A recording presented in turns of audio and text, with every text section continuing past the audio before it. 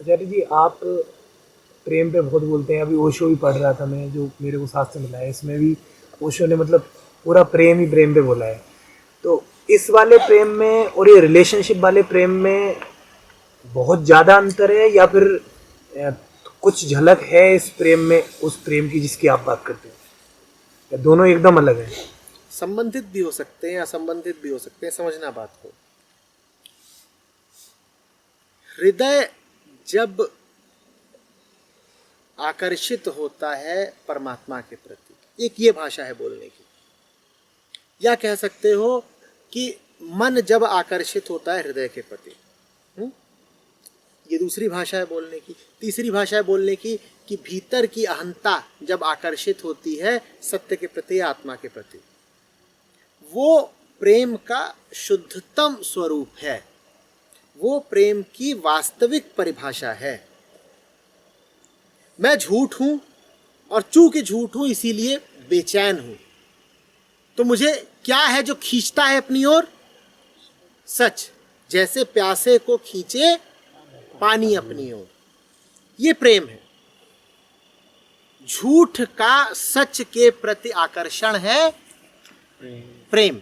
अब झूठ का सच के प्रति आकर्षण बड़ी दुविधापूर्ण चीज होती है, क्योंकि झूठ अगर सच की तरफ खींच रहा है तो अब वो झूठ बना नहीं रह सकता।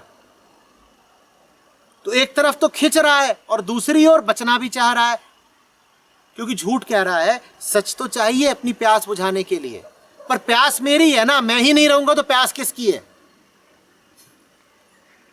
समझो बात को। ये ऐसा आकर्षण है जिसमें तुम्हें वो तो मिल जाएगा जो तुम चाहते हो, पर पाने के लिए तुम शेष नहीं रहोगे। अब तुमसे पूछा जाता है बता दो, जान ज्यादा प्यारी है या चाहत ज्यादा प्यारी है? एक वो लोग होते हैं जो कह देते हैं जान ज्यादा प्यारी है, तो अपनी जान लिए बैठे रहते हैं, और दूसरे होते हैं जो कह देते हैं चाहत ज्यादा प्यारी है। जो कह देते हैं कि चाहत ज्यादा प्यारी है, उन्हें वो मिल जाता है जो उन्हें प्यारा है, बस जब मिल जाता है तो उन्हें पता भी नहीं चलता कि मिल गया। क्यों? मिला तो मिटे, मिला तो मिटा, और बचे रहना है तो प्यास में, अप्राप्ति में जियो। समझ रहे हो? तो ये तो आंतरिक बात है कि मन जा रहा है सच्चाई की तरफ, ये अंदर की घटना है प्रेम। वो घटना बाहर क्या रूप लेती है? बाहर ये रूप लेती है कि सच वैसे तो निराकार, लेकिन संसार में जी रहे हो, जीव हो, शरीरी हो, तो तुम्हारे लिए सब कुछ क्या है? साकार। सच अमूर्त ही नहीं है, मूर्त भी है। इसी संसार में सच के रूप भी घूम रहे हैं।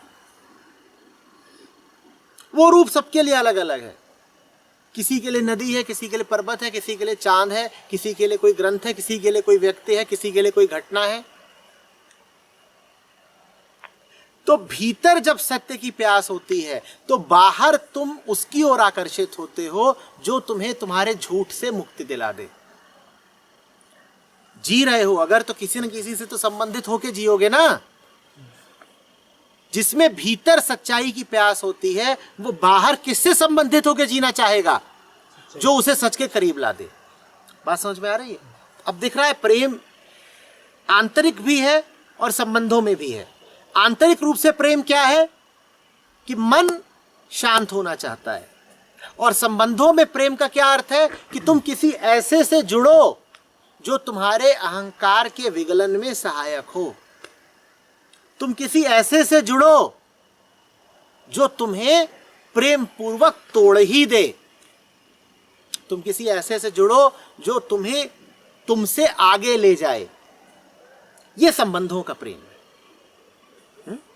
और अगर संबंधों में तुम किसी ऐसे से जुड़ गए जो तुम्हें वही बनाए रखता है जो तुम हो, तो वो फिर प्रेम नहीं है।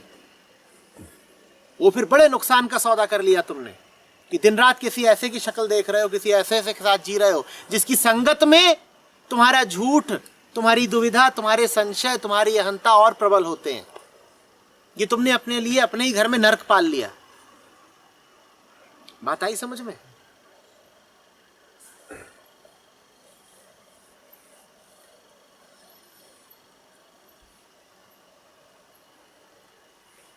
संबंध माने संगत ही तो, जिससे संबंधित हो उसकी संगत है।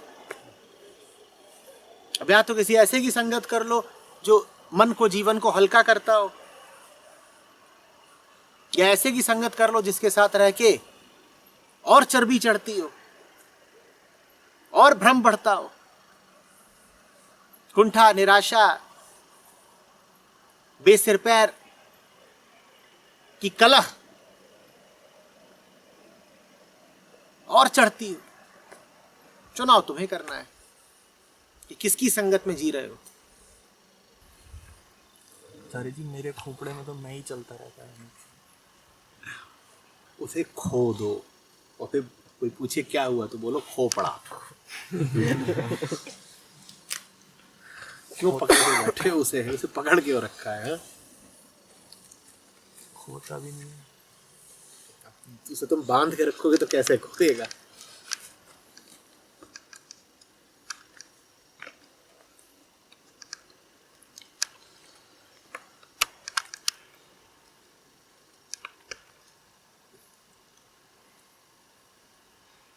जैसे किसी ने केला खा लिया और छिलका जेब में रख लिया हो।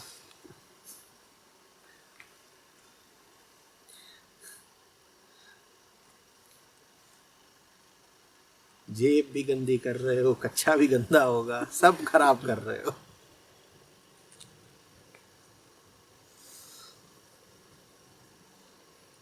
व्यर्थ की चीज को फेंक देना चाहिए। ऐसे उछाल देते हैं। क्या करना है ध्यान दे के कहां पड़ा। अगर ये भी ख्याल करा कि कहां पड़ा तो इसका मतलब अभी उसमें कीमत समझते हो।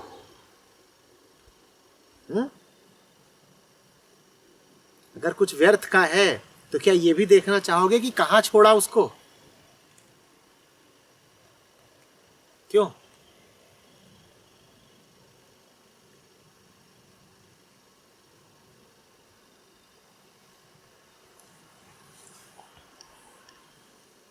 भरोसा बहुत है तुम्हें। कोई बात नहीं, अच्छी।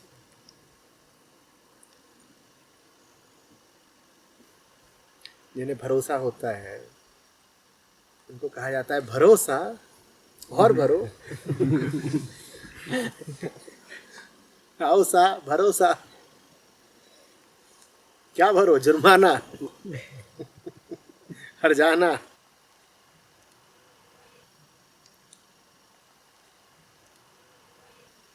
ऊपर देखो।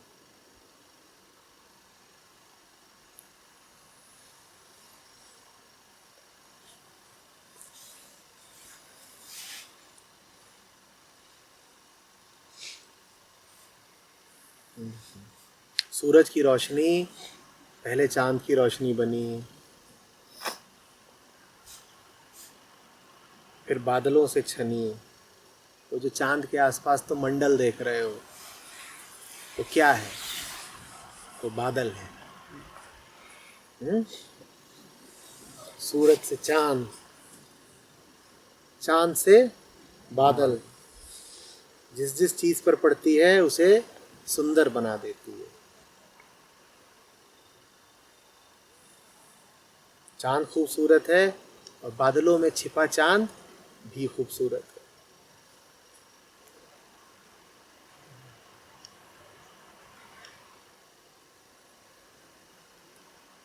रोशनी का ऐसा है।